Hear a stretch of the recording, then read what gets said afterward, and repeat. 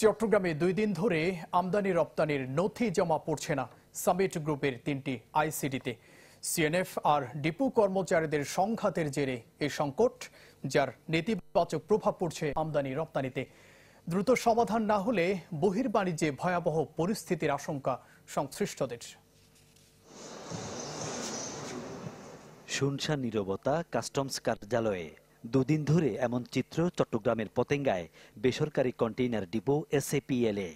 একই অবস্থা সামিট গ্রুপের মালিকানাধীন আরও 2টি অফডক OCL ও ইস্পাহানি সামিট অ্যালায়েন্সেও। 3টি ডিপো অভ্যন্তরে আমদানি পণ্য খালাস হচ্ছে, বোঝাই হচ্ছে রপ্তানি পণ্যও। তবে 20 মে রাত থেকে নতুন করে আমদানি রপ্তানির কোনো নথি জমা পড়ছে না। ডিপো আর সিএনএফ কর্মচারীদের মধ্যে সংঘর্ষের জেরে বন্ধ রয়েছে শুল্কায়ন আর পরীক্ষণ। সংকটের শুরু রপ্তানি পণ্যের নমুনা পরীক্ষা নিয়ে। প্রথমে দ্বন্দ্ব হয় কাস্টমস কর্মকর্তাদের সাথে সিএনএফ কর্মচারীদের, তাতে জড়ান ডিপো কর্মকর্তারা। এক পর্যায়ে মারামারিতে রণক্ষেত্রে রূপ নেয় SAPL। রপ্তানির শুল্কায়নদানির ক্ষেত্রে যে বিষয়গুলো না করলেই নয় তা তারা করবেই। তাদের সাথে আমাদের একটা সবসময় আর্গুমেন্ট, আমরা অ্যাডভোকেসি করি। 20 তারিখের যে ঘটনাটা, এইটা ডিপো কর্তৃপক্ষের অনিয়মেরই বহিঃপ্রকাশ। ওয়ালটন এয়ার কন্ডিশনার এক্সচেঞ্জ অফারে স্প্লিট এসিতে 23,000 টাকা পর্যন্ত নিশ্চিত ছাড়। এই বিভূতিতে যারা এত বড় একটা ঘটনা ঘটিয়েছেন, রাত 1:30টার সময় যারা মারধর করে আমাদেরকে, এই যে রড নিয়ে, লাঠি নিয়ে, ছোটা নিয়ে, এবং ক্যাপ্টেন মোহাম্মদ সাহেবের উপস্থিতিতে, আক্তার সাহেব বিলু সাহেবদের উপস্থিতিতে, কাস্টমসের উপস্থিতিতে, এটা এই মিটিংয়ের মধ্যে যারা হামলা করেছেন তাদেরকে চিহ্নিত করতে হবে ডিপো কর্তৃপক্ষ। এমন ঘটনার জন্য সিএনএফ কর্মচারীদের দায়ী করছে ডিপো কর্তৃপক্ষ, আর কাস্টমসের দাবি তাদের কোনো দায় নেই।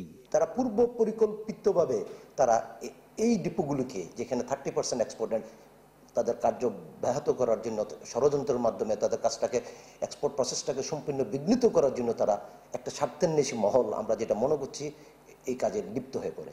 না, আমি মনে করি আমাদের সাথে ভুল বুঝাবুঝি নাই, কিন্তু এখন ডিপুর ইয়াদের সাথে ওনাদের কি সম্পর্ক বা কি কাজের, এটা আমরা তো বলতে পারবো না। এদিকে মালামাল নামাতে না পেরে 3টি ডিপোতে আটকা পড়েছে প্রায় 1300 গাড়ি। সংকটে চালক সহকারীরা। এতগুলো গাড়ি আটকে থাকায় সংকট বেড়েছে পরিবহনেও।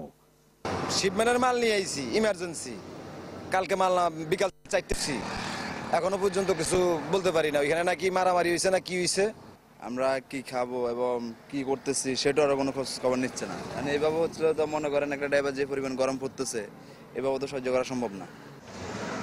সামিট গ্রুপের 3টি ডিপোতে মাসে আমদানি রপ্তানির কন্টেইনার ওঠানামা হয় প্রায় 21,000। ফখরুল ইসলাম, চ্যানেল 24, চট্টগ্রাম।